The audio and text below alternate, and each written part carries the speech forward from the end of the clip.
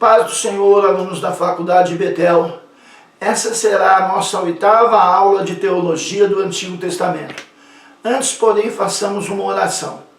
Pai, em nome de Jesus Cristo, seu amado Filho, que é poderoso e fiel, em cuja presença nós nos encontramos nesta hora.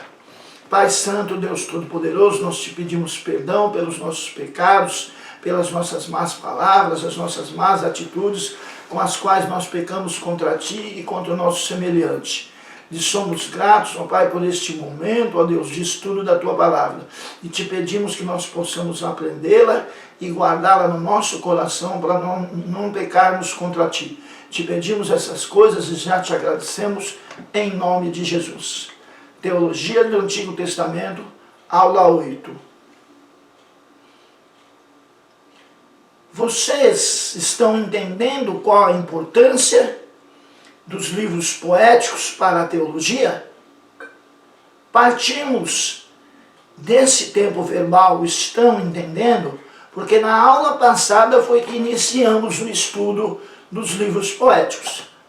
Na aula passada nós estudamos os temas teológicos do livro de Jó e do livro de Salmos. Nessa aula nós estudaremos os temas teológicos dos livros poéticos seguintes, ou seja, Provérbios, Eclesiastes e Cantares de Salomão.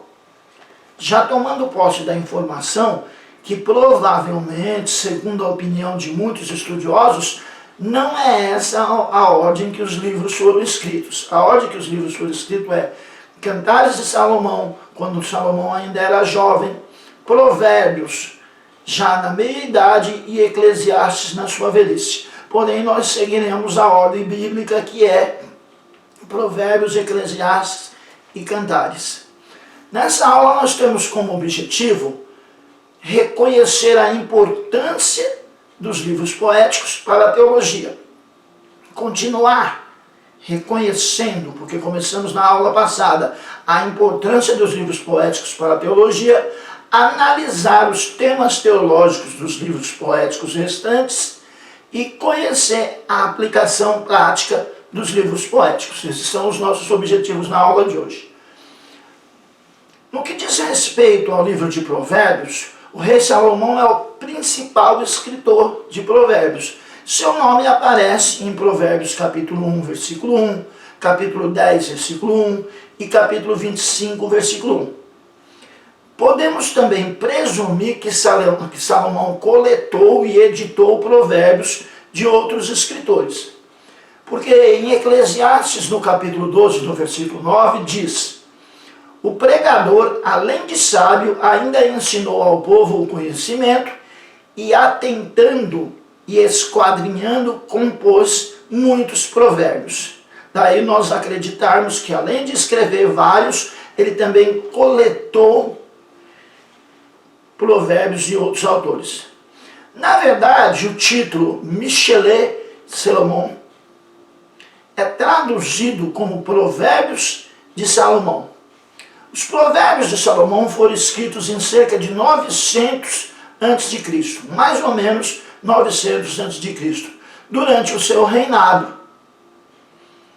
A nação de Israel atingiu seu auge espiritual. Durante o reinado de Salomão, a nação de Israel atingiu o auge espiritual, político, cultural e econômico durante o reinado de Salomão. À medida que a reputação de Israel aumentou, a reputação do rei Salomão também aumentou. De certo que importantes políticos, importantes personagens do cenário político estrangeiro, desde os confins do mundo, de lugares distantes, viajaram para ouvir a sabedoria de Salomão, conforme o que se depreende de 1 Reis, capítulo 4, versículo 34. Então vejamos temas teológicos no livro de Provérbios. Primeiro tema teológico, o conhecimento e a sabedoria. O conhecimento nada mais é do que um acúmulo de fatos brutos.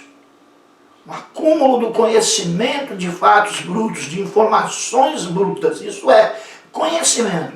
Mas a sabedoria é mais que isso. A sabedoria, segundo o que diz o livro de Provérbios, é a capacidade de ver os eventos, de ver as situações como Deus vê.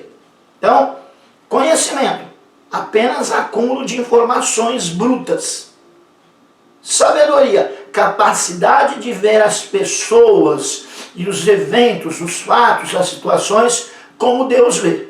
Essa diferenciação é fundamental. No livro de Provérbios, Salomão revela a mente de Deus. Ele, inspirado pelo Espírito Santo, ele mostra como Deus pensa, ele revela a mente de Deus, tanto em assuntos superiores, quanto em assuntos corriqueiros, coisas do dia a dia. O tema da sabedoria e da sua necessidade em nossa vida encontra seu cumprimento em Cristo. A sabedoria e a necessidade que temos dela encontram o seu cumprimento em Cristo. Somos continuamente exortados em Provérbios. O livro de Provérbios continuamente nos exorta, nos anima a buscar. Buscar o quê? Buscar adquirir e compreender a sabedoria. Provérbios nos diz e repete que o temor do Senhor é o princípio da sabedoria. Como é que se conhece alguém que tem a verdadeira sabedoria? É aquele que tem temor do Senhor. Segundo o que vemos em Provérbios capítulo 1, versículo 7 e capítulo 9, versículo 10. À medida que nós tememos a ira e a justiça de Deus, nós nos aproximamos de Cristo. Por temor da ira e da justiça de Deus. Nele, em Cristo, encontramos a personificação da sabedoria de Deus. É em Cristo que está expresso o glorioso plano de resgate para a humanidade. Então, em Cristo, nós encontramos a personificação da sabedoria de Deus. Em Cristo, todos os tesouros da sabedoria e do conhecimento estão escondidos, diz Paulo escrevendo aos Colossenses, no capítulo 2, versículo 3. Todos os tesouros da sabedoria e do conhecimento estão ocultos, estão escondidos em Cristo. Em Cristo nós encontramos a resposta à nossa busca por sabedoria. O remédio para o temor da justiça de Deus é a justiça, a santificação e a redenção que encontramos em Cristo. Segundo o que Paulo escreve aos Coríntios, em 1 Coríntios capítulo 1, versículo 30. A sabedoria encontrada somente em Cristo está em contraste com a loucura do mundo. Há um contraste entre sabedoria de Cristo e loucura do mundo. Sermos sábios aos nossos próprios olhos é um grande problema. Nos conduz à loucura, à vaidade do mundo. Sendo assim, Provérbios nos diz que o caminho do mundo não é o caminho de Deus. Provérbios capítulo 3, versículo 7. O caminho do mundo não é o caminho de Deus, porque o caminho do mundo leva à morte. Segundo o que vemos em Provérbios capítulo 14, versículo 12 e capítulo 16, versículo 25. Então, este é o grande tema de Provérbios. O grande tema de Provérbios é a sabedoria de Deus na pessoa de Jesus Cristo. O temor do Senhor é o princípio de toda a sabedoria. E essa sabedoria, que é diferente da loucura do mundo, nos aproxima de Cristo. Pois bem, vejamos então o livro de Eclesiastes. O livro de Eclesiastes não identifica diretamente o seu autor. Não tem lá um versículo que diga diretamente quem é o autor de Eclesiastes. Há alguns versículos que dão a entender que Salomão escreveu este livro. Existem alguns indícios no contexto que podem sugerir que uma outra pessoa escreveu o livro após a morte de Salomão. há versículos que parecem indicar Salomão como autor, e há também no contexto passagens que parecem indicar que uma outra pessoa tenha escrito o livro depois da sua morte. Ainda assim, a crença convencional, a crença geral, a crença tradicional é que o autor era, na verdade, Salomão. Repetimos que Salomão teria escrito cantares na sua mocidade, antes da sua queda, antes do seu comprometimento com mulheres estranhas, com procedimentos que desagradaram a Deus. No começo do seu reinado ele teria escrito cantares. Na sua meia-idade, já mais experiente, ele teria escrito Provérbios e por último Eclesiastes. Repetindo também que estamos seguindo a ordem bíblica. Vimos primeiro Provérbios, agora estamos vendo Eclesiastes e por último veremos Cantares de Salomão. O reinado de Salomão em Israel durou de 970 a 930, ou seja, uma média de 40 anos. O livro de Eclesiastes foi provavelmente escrito no final de seu reinado, ou seja, aproximadamente em 935 a.C. Vejamos os temas teológicos no livro de Eclesiastes. Para todas as vaidades descritas no livro de Eclesiastes, Cristo é a resposta. O livro de Eclesiastes, ele descreve várias vaidades. Em resumo, ele diz que tudo é vaidade. Mas a resposta para todas essas vaidades está na pessoa de Cristo. De acordo com Eclesiastes capítulo 3, versículo 17, Deus julga os justos e os ímpios, e os justos são apenas aqueles que estão em Cristo. Então Deus, segundo Salomão em Eclesiastes, ele julga tanto o justo quanto o ímpio, mas sabendo já de antemão que o justo é aquele que está em Cristo. Aquele que aguardava com temor o Messias antes da sua vinda, e aquele que hoje aguarda o Messias, aguarda Cristo na sua segunda vinda gloriosa, quando ele há de vir consumar a história da humanidade. Deus colocou o desejo pela eternidade em nossos corações. Todos nós, se pudéssemos, viveríamos eternamente. Eu estou chegando aí na casa dos 56 anos, já passei, estou indo no final para os 57 anos, e eu queria viver eternamente, queria viver muito, viver para sempre. Isso é um desejo que Deus colocou no coração de todos os homens, segundo Eclesiastes capítulo 13, versículo 1. E ele tem providenciado um caminho para a vida eterna. Ele tem providenciado um caminho para que esse desejo que ele mesmo colocou no coração do homem se cumpra. Está registrado no Evangelho segundo escreveu São João, capítulo 3, versículo 16. Esse caminho que ele providenciou foi o Calvário. A Bíblia diz em João, capítulo 3, versículo 16, que Deus amou o mundo de tal maneira que deu seu Filho Jesus Cristo para que todo aquele que nele crê não pereça, mas tenha a vida eterna. Então, o caminho para a vida eterna, desejado por todos os homens, registrado em Eclesiastes capítulo 3, versículo 11, cumpre-se no Evangelho segundo escreveu São João, capítulo 3, versículo 16. Somos lembrados que ir atrás da riqueza do mundo não só é vaidade, porque não satisfaz. Então veja bem, ir atrás das riquezas do mundo é vaidade, porque não satisfaz, fica sempre um vazio. Fica sempre um vazio. Eu já vi testemunho de pessoas muito ricas, vi o testemunho do cantor Julio Iglesias, dizendo que sentia um grande vazio.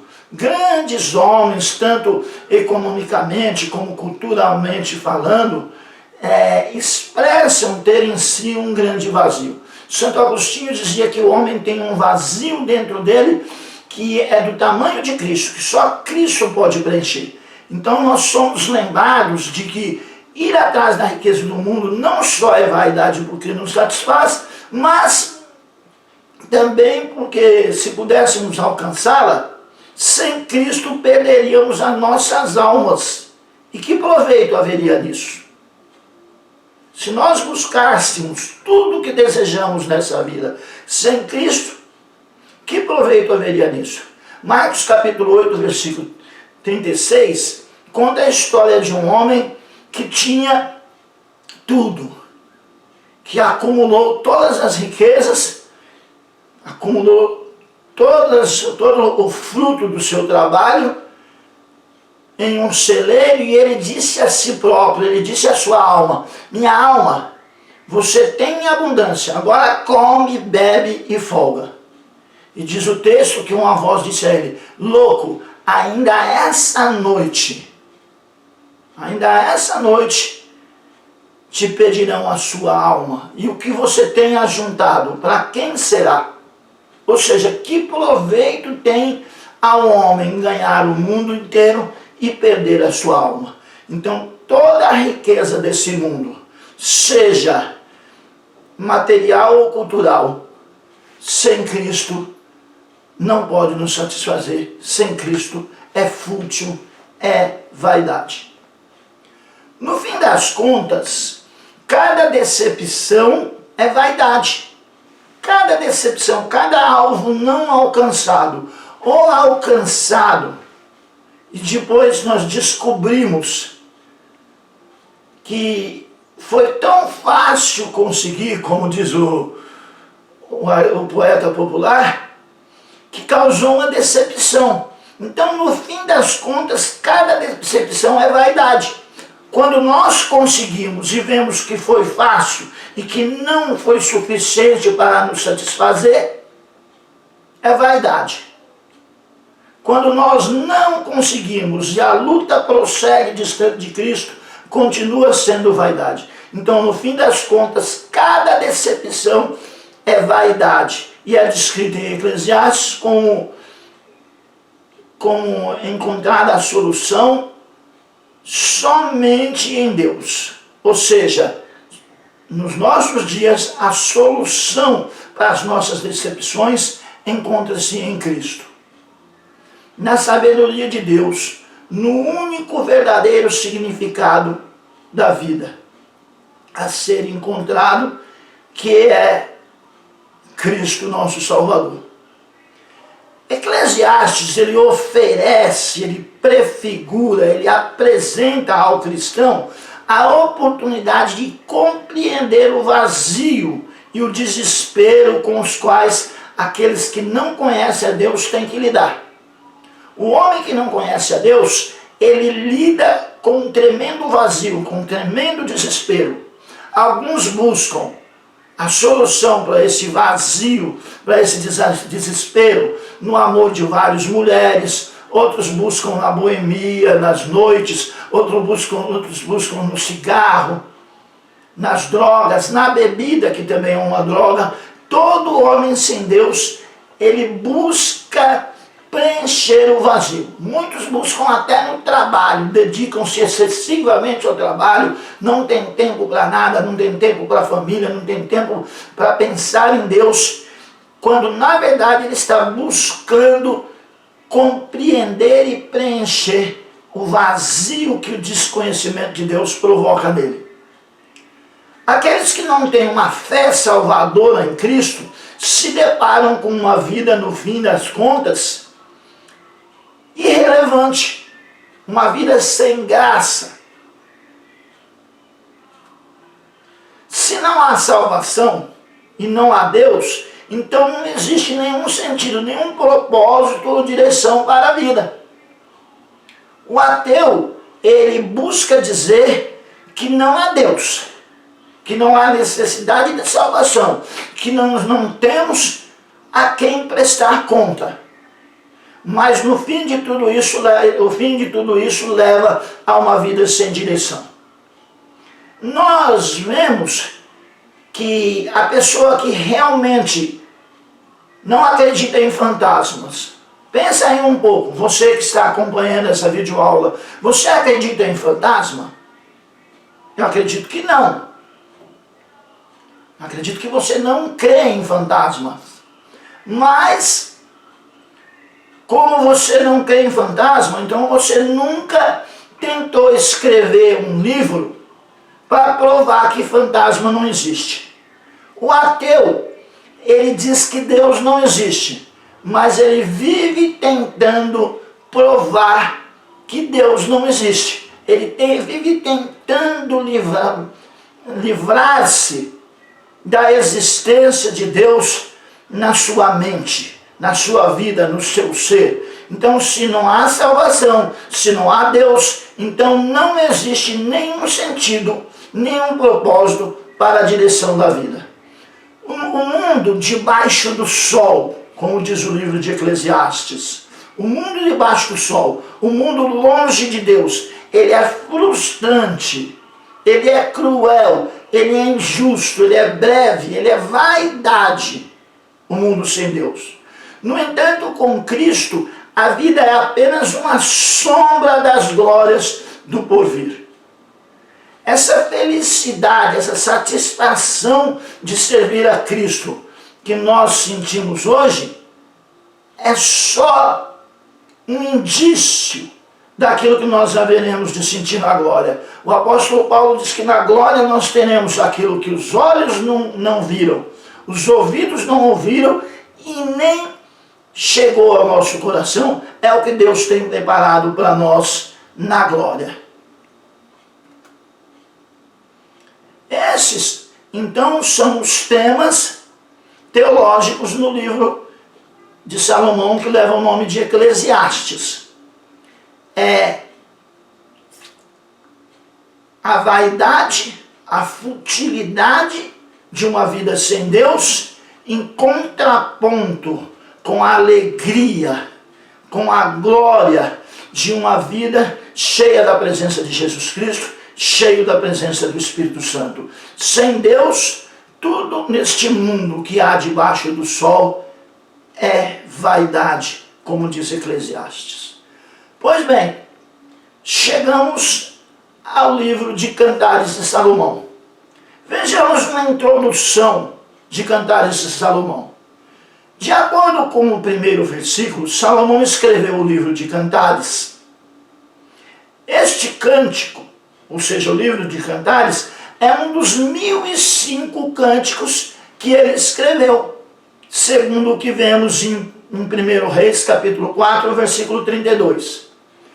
Um dos títulos deste livro, Cântico dos Cânticos, é um superlativo, é um aumento, serve para indicar que este é o melhor, Cântico dos Cânticos. Cantares de Salomão é também chamado de Cântico dos Cânticos. Salomão provavelmente escreveu esse cântico durante a primeira parte de seu reinado. Seria o primeiro dos livros de Salomão, desses 3 livros de Salomão a serem escritos. Repetindo, Cantares seria o primeiro, Provérbios o segundo e Eclesiastes o terceiro. Se ele é o primeiro, como cremos, isso coloca a data de sua composição por volta de 965 a.C.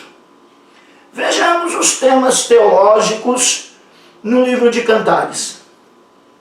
Alguns intérpretes da Bíblia veem em Cantares de Salomão uma exata representação simbólica de Cristo e sua igreja. Então, para alguns intérpretes, o livro representa Cristo e sua igreja.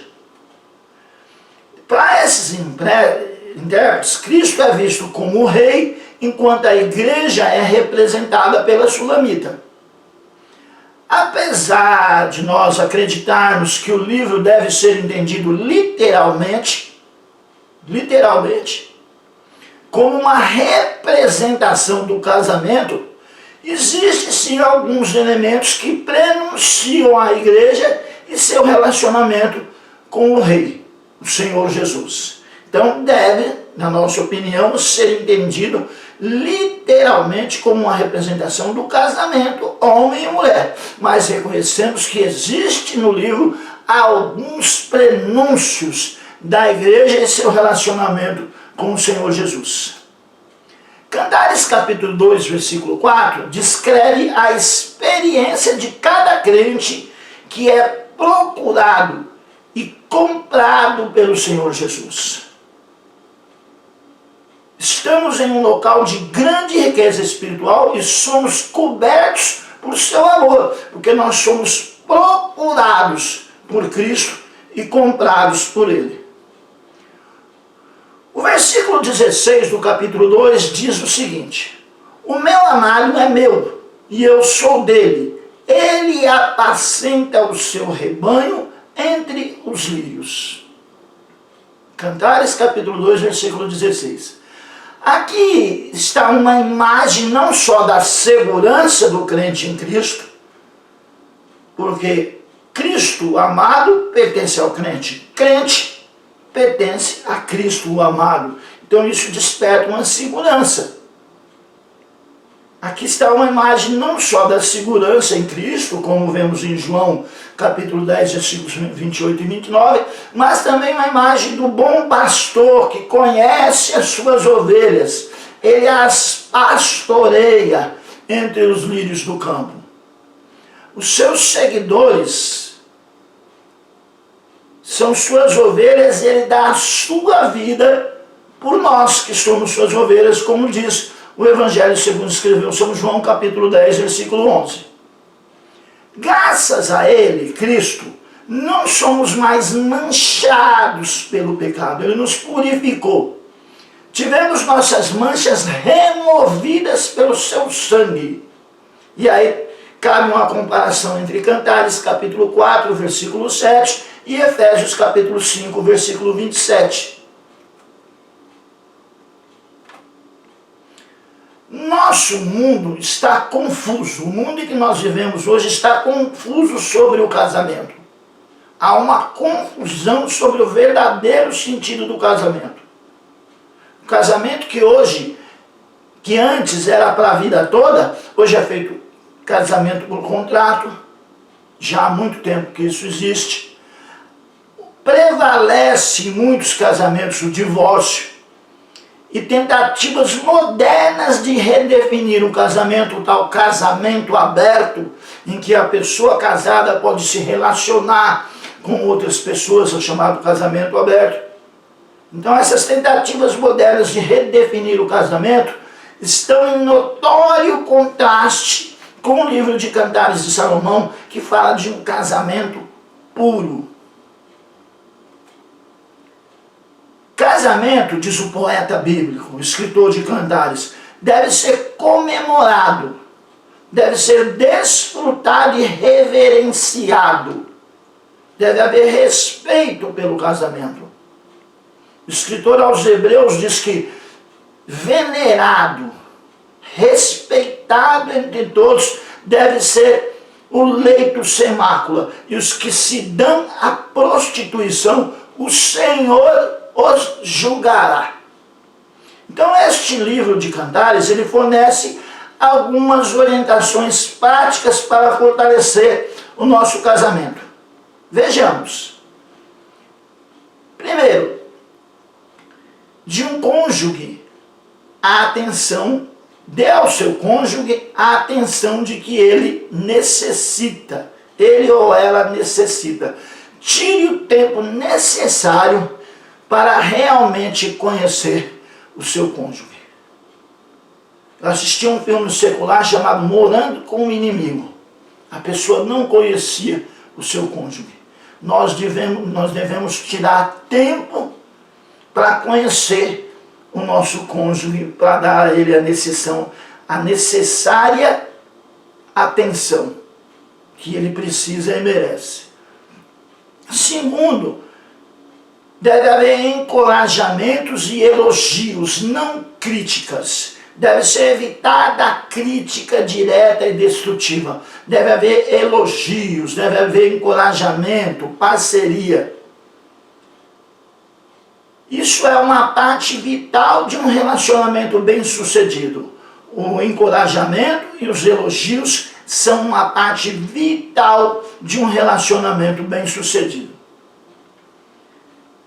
Nós devemos desfrutar um do outro no nosso casamento. Desfrute um ao outro.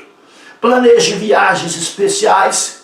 Se você não pode fazer uma grande viagem, uma viagem especial, se às vezes a condição financeira ou o tempo, por conta do trabalho, da correria do dia a dia, não permite uma viagem especial, faça pelo menos uma viagem até a pizzaria, como uma pizza. Tome um sorvete, não agora no inverno, né? Apesar de que em alguns lugares do mundo se toma sorvete no inverno. Mas desfrute um no outro.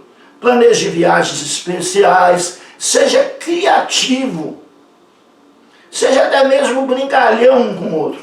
Deleite-se, aproveite o dom de Deus que é o amor conjugal. Há também mais uma recomendação. Faça o que for necessário para reafirmar o seu compromisso com o seu cônjuge.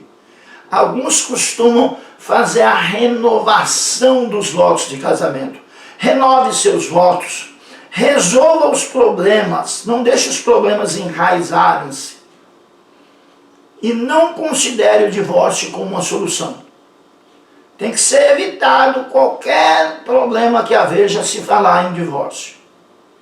Deus quer que vocês dois, que o homem e que a mulher, vivam em um amor profundo e profundamente tranquilo e seguro.